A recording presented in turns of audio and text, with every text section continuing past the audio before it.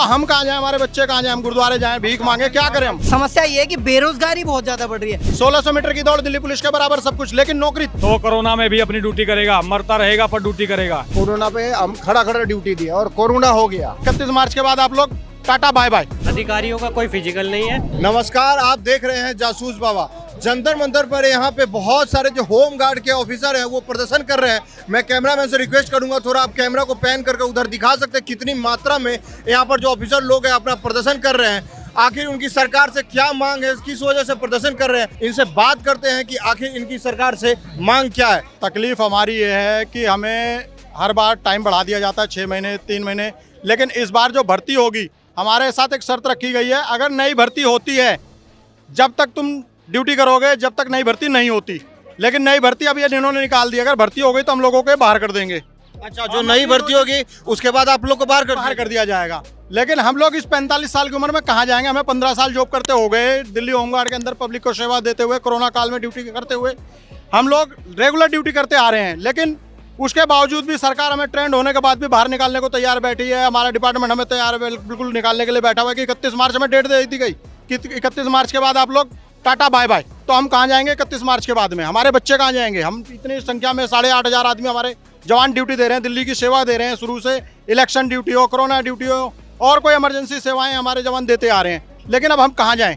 ऐसे में तो मान लीजिए कि आपको निकाल के दूसरे को जो सरकार हायर कर रही है, फिर 5 साल बाद उसको भी निकाल के दूसरे को। हाँ जी सर, ये बिल्कुल हकीकत है। उनके भविष्य का हो तो हमारे भविष्य का हो। हमें में से ज्यादातर सभी जवान 40 प्लस हैं। अच्छा, ठीक है, हमने अपने नौकरी के 14 साल इसमें दिए।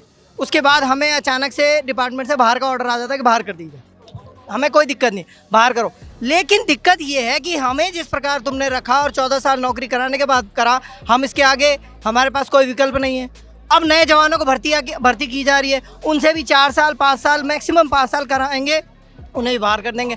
समस्या ये है कि बेरोजगारी बहुत ज़्यादा बढ़ रही है। बेरोजगारी की अगर समस्या नहीं होती हमें भी यहाँ पे रखो। तुम भर्ती के नाम पे पैसा खर्च कर रहे हो, सरकारी धन का मिसयूज़ कर रहे हो। सरकारी धन भर्ती के नाम पे तुम ट्रेनिंग करवा के तुम वेस्ट कर रहे हो। हम तो ऑलरेडी ट्रेन है, हम पर तुमने पहले भी धन खर्च करा, तुम दोबारा अन्य जो नए आने वाले उन पर खर्च करने की तैयारी। तो हमारी लड़ाई केवल इस बात की कि हमें ना निकाला जाए। अगर तुम्हें भर्ती करनी करो, लेकिन हमारा भविष्य, हमारे भविष्य की तरफ भी आपको ध्यान। हमने ट्रेनिंग करी थी सर, जिस टाइम हमने ट्रेनिंग करी थी हमें पढ़ाया गया था कि 1 करोड़ की आबादी पे 10,285 की स्ट्रेंथ दिल्ली की रखी गई है। आज के टाइम पे दिल्ली की आबादी 3 करोड़ के लमसम में है और स्ट्रेंथ बढ़ाने की हमारा डिपार्टमेंट मांग कहता हमने करी है, लेकिन आज तक उन्होंने मांग नहीं करी है, करी हमें नहीं पता इसके बारे में। लेकिन जो स्ट्रेंथ है वही स्ट्रेंथ चली आ रही है और उतनी इन्होंने भर्ती निकाल दी। जब 10,285 की टोटल स्ट्रेंथ है हमारी, उतनी भर्ती निकाल दी, तो हमारे को तो बाहर करोगे, जाहिर सी बात है कि एक बार में पूरा 10,000 को बाहर कर दिया जाएगा। हाँ, एक बार में सारे के सारे बाहर निकाल दिए जाएंगे हम और पूरे नए जवान आएंगे। तो हम कहाँ जाएं, हमारे बच्चे कहाँ जाएं, हम गुरुद्वारे जाएं, भीख मांगे, क्या करें हम। आप लोग का पीएफ वगैरह मेडिकल ये सब कुछ होता है? नहीं सर, हमें ना तो पीएफ दिया जाता, हम तो कुछ मांग भी नहीं कर रहे। हमें सिर्फ रेगुलर जैसे ड्यूटी कर रहे हैं ऐसे ही हमें ड्यूटी 60 साल की उम्र तक हमारे करने दी जाए, उसके बाद में हमें कोई दिक्कत नहीं है।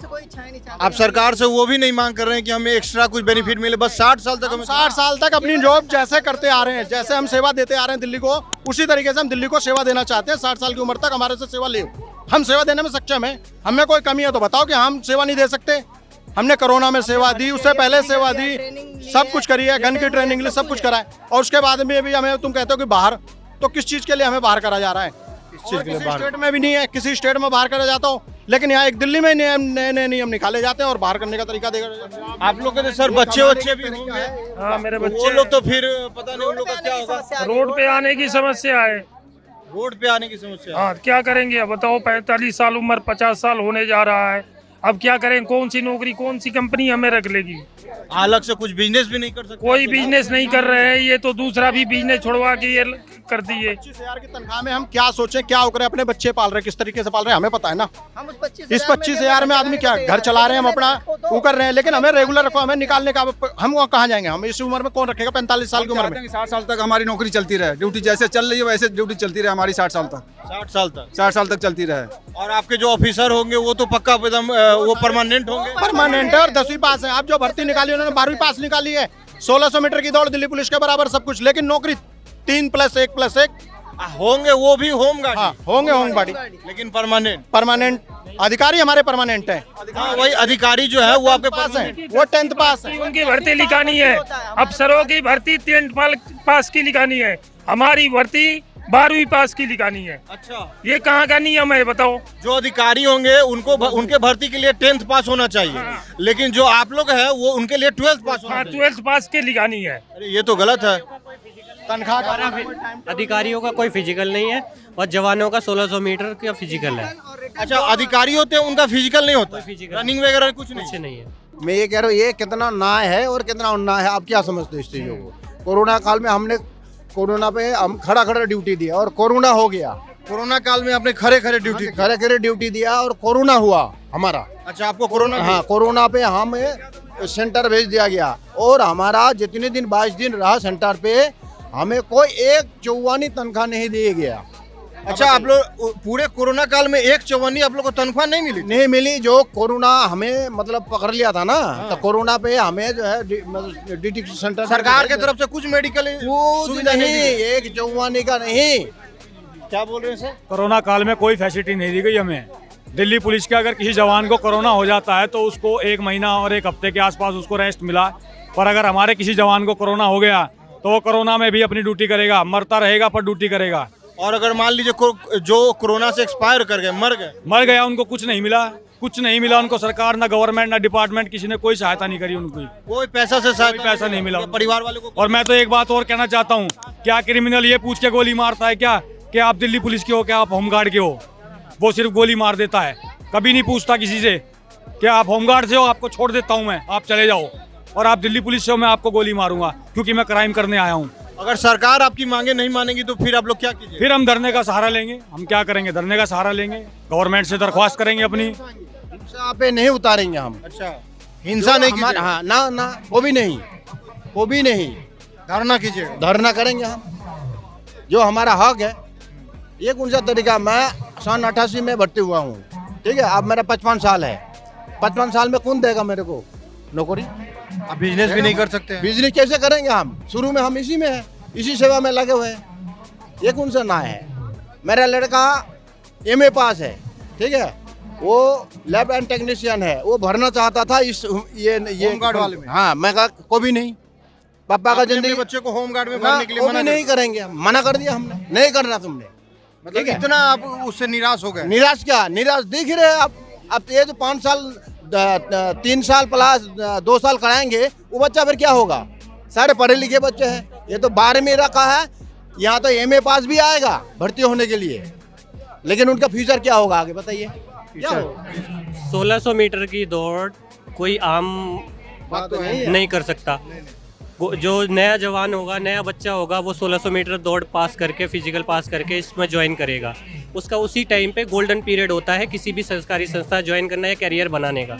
वो ये यहाँ पे अपना टाइम वेस्ट कर देगा, उसके बाद में उसके पास आगे का ऑप्शन भी नहीं बचेगा।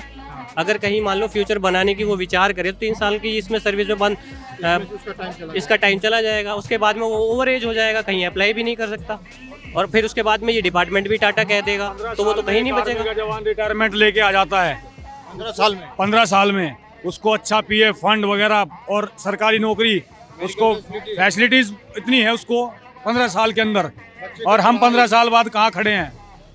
बेरोजगारी की कगार पे। क्या करें आप बताइए, क्या करें? क्या एक अग्निवीर का जवान होता है। सरकार से क्या मांगे हैं? सरकार से रिक्वेस्ट कुछ करना चाहेंगे? हमने अभी यही मांग रखी है कि हमें निरंतर चलने दिया जाए। हम ये कोई एक्स्ट्रा फैसिलिटीज नहीं मांग रहे हैं सरकार इससे से। सरकार का पता है कोई बजट भी एक्स्ट्रा बजट खर्च नहीं हो रहा, कोई पैसा 1 रुपया भी खर्च नहीं हो रहा। एज ए जवान अगर चलते रहते हैं रोटेशन पॉलिसी के तहत, मान लीजिए नवीनीकरण होता रहता है हर 5 साल के बाद में, तो ये लोगों को रोजगार मिल जाएगा। और जो सरकार का पैसा है, जैसे ऐसा भी तो हो सकता है ना? 14 करोड़ रुपए इस एक भर्ती पे खर्च होने वाला है, वो भी सरकार का बच जाएगा। वो 14 करोड़ आप विकास पे खर्च कीजिए, या जो वैकेंसी खाली पड़ी है आप उनको फिल कर लीजिए। जैसे अभी ये 3+2 का नियम बताते हैं, मान लीजिए नियम बोलते हैं कि 3+2 का नियम है, तो नियम हमारे में जो 2000 से पहले क्या होता था कि रोटेशन पॉलिसी थी, हर 3 साल बाद ऑटोमेटिक रिन्यू हो जाता था। ठीक है, उसमें आपको ना तो रिटर्न देना होता, ना फिजिकल देना होता, ऑटोमेटिक एक फॉर्म भरना होता था, रिन्यू हो जाता, 3 साल का एक्सटेंशन मिल जाता था। एक्सटेंशन से 60 साल तक नौकरी कर लेता था जवान। 60 साल जैसे एज पूरी हो गई, अब वो एबल नहीं है तो वो अपने घर बैठ सकता है, लेकिन 60 साल तक उसको सर्विस करने का मौका मिलता था। लेकिन अब क्या हुआ, अब इन्होंने 3+2 का एक पॉलिसी बना दी है, तो 3+2 का पॉलिसी के तहत ही अगर रोटेशन भी करते रहते हैं तो सरकार का फंड भी बचता है और जवानों का रोजगार भी बच जाएगा। हर डिपार्टमेंट भर्ती निकालता है, जो जवान पहले से काम कर रहे होते हैं उनको भी रखता है और नई भर्ती भी करता है, और हर साल एक नया बैच आता है और नए पुराने बैच होते रहते हैं। लेकिन इस संस्था में ऐसा हो रहा है कि जो पहले से काम कर रहे हैं उनको बाहर निकाला जा रहा है और उनके स्थान पे नए जवान लेके आ रहे हैं, जो कि सरासर नाइंसाफी है। यानी कि जो जवान पहले से काम कर रहे थे उनको निकाल कर अब जो नए जवान को भर्ती किया जा रहा है। बिल्कुल बिल्कुल। तो हमारा कहने का मतलब ये है कि कोई भी संस्था हो, भर्ती करना कोई बड़ी बात नहीं। हर डिपार्टमेंट में हर साल नई भर्तियां होती है, इसमें भी भर्तियां हो रही है। पुराने जवानों को डिस्टर्ब ना किया जाए। मैं आपको बताना चाहूँगा कि ये फोर्स CISF, RPF और पैरामिलिट्री फोर्स उन सबसे पुरानी है। ये फोर्स 1946 की है और आज ये फोर्स अपना वजूद तलाश रही है। तो आप ये जो सरकार निकाल रही है इसके पीछे क्या कारण है? कुछ वजह से ही निकाल रही होगी ना। ये सरकार ने एक बनाया हुआ है कि बॉम्बे एक्ट है, कि इस एक्ट के तहत यहाँ 5 साल के लिए ही रखते हैं, उसके बाद में नए जवान लिए जाते हैं, लेकिन जो कि एक सही बात नहीं है। एक्ट में तो संशोधन हो सकता है क्योंकि हमारे इंडिया का कानून है, कोई विदेश का कानून तो है नहीं। सरकारें अपना आराम से इसका कानून बना सकती हैं। तो आप लोग वही मांग कर रहे हैं कि मतलब 60 साल की नौकरी की जाए, 60 साल की नौकरी की जाए और इन जवानों को एक इज्जत की नौकरी दी जाए। अच्छा। ये जवान दिल्ली पुलिस के साथ कंधे से कंधा मिलाकर करते हैं, चाहे बीट पेट्रोलिंग हो, चाहे कंप्यूटर का काम हो, चाहे PCR ड्राइविंग हो, चाहे कोई भी कोर्ट केस हो, कोर्ट में जाना हो या मेट्रो में सर्विसेज देनी हो। बहुत ही उम्दा जवान है हमारे होमगार्ड के। दिल्ली पुलिस सेंटर के अंदर है और DHG है कि ये स्टेट गवर्नमेंट के अंदर है। अच्छा। लेकिन स्टेट गवर्नमेंट के साथ और केंद्र सरकार, ये इन दोनों के आपस की तालमेल होनी चाहिए, क्योंकि जब दिल्ली पुलिस का कमिश्नर हमारी तारीफ करता है तो सरकार को भी हमें परमानेंट करना चाहिए, क्योंकि दिल्ली जो आपके सीनियर है वो तो परमानेंट ही रहते होंगे। जो हमारे सीनियर है वो परमानेंट है और जो हम सिपाही भर्ती होके आ रहे हैं वो हम परमानेंट नहीं है। आप लोग परमानेंट नहीं है और सीनियर लोग परमानेंट है। वो सीनियर है, वो ऑफिसर है, उनको परमानेंट। लेकिन जबकि जब एक डिपार्टमेंट है तो सभी को बराबर रूल होना चाहिए ना भाई। अगर वो जिस हिसाब से काम कर रहे हैं उस हिसाब से हम काम कर रहे हैं। फर्क इतना है कि वो ऑफिसर है और हम नीचे के रैंक के हैं। देखो, सिर्फ हमारा ये कहना है कि आप नई भर्ती कर रहे हो, ठीक है, अगर कर रहे हो ठीक है, बट हम लोगों को क्यों निकाल रहे हो आप? हमारे अंदर कमी है या किसी के अंदर हमारे होमगार्ड के आपका यही कहना है कि आप भर्ती कर रहे हो, ठीक है, लेकिन हमें मत निकालो। अच्छा, ठीक है, आप 3+2 का है, आप जैसे कि अब लोग हो चुके हैं लगभग कोई 35 साल है, कोई 40 साल का है, और लगभग करते हुए हम लोगों को 14 साल वर्किंग हो चुकी है कंटिन्यू। ठीक है, अब आप 14 साल के बाद इनको निकाल दोगे तो ये क्या करेंगे और कहाँ जाएंगे? जिन्होंने 14 साल सेवाएं दी अपनी, वो बेचारे क्या करेंगे? इसके अलावा क्या काम कर सकते हैं? कोई नौकरी नहीं मिलेगी। 45 की उम्र में कौन देगा इनको नौकरी?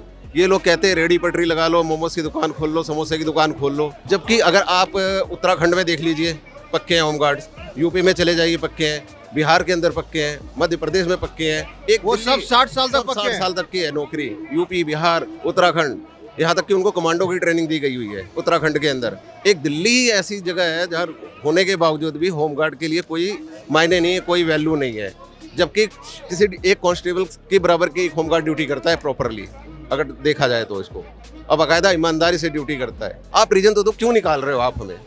सरकार रीजन भी नहीं दे रही। क्या रीजन दिया उन्होंने? अभी तक ऐसा कोई लॉजिक दिया ही नहीं है कि हाँ भाई अनफिट हो या कोई ऐसी चीज़ है हम आपको निकाल रहे हैं। अब एक बात बताइए कि 21 साल का लड़का और एक 45 साल का लड़का, 21 साल वाला लड़का तो कंप्लीट कर लेगा 1600 की, क्या 45 साल वाला कर लेगा? पॉसिबिलिटी है? नहीं है ना।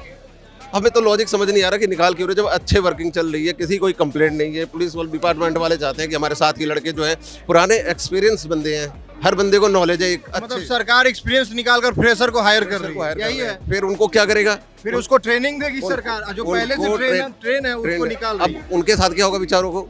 वो आज भर्ती हो जाएंगे, 3+2 में आ जाएंगे, 5 साल बाद फिर उनके लिए ये कार्रवाई कर देंगे कि भैया जाओ तुम भी बाहर जाओ। उनका भी कैरियर बर्बाद है। 5 साल बाद वो क्या करेंगे? अभी उनके पास टाइम है, सब चीज़ें, कई नौकरी, कई अच्छी नौकरी मिल जाएगी जो इससे लंबे टाइम के लिए कर सकते हैं। इनको ये करना चाहिए कि 60 साल तक के लिए हमारी मांग है, भैया 60 साल तक के आप हमारी नौकरी पक्की कर दो। तो देखा आपने, होमगार्ड के जवानों ने अपना तकलीफ है, उन्होंने अपने तकलीफ को बताया। आप इस वीडियो के बारे में क्या सोचते हैं कमेंट सेक्शन में जरूर बताएं।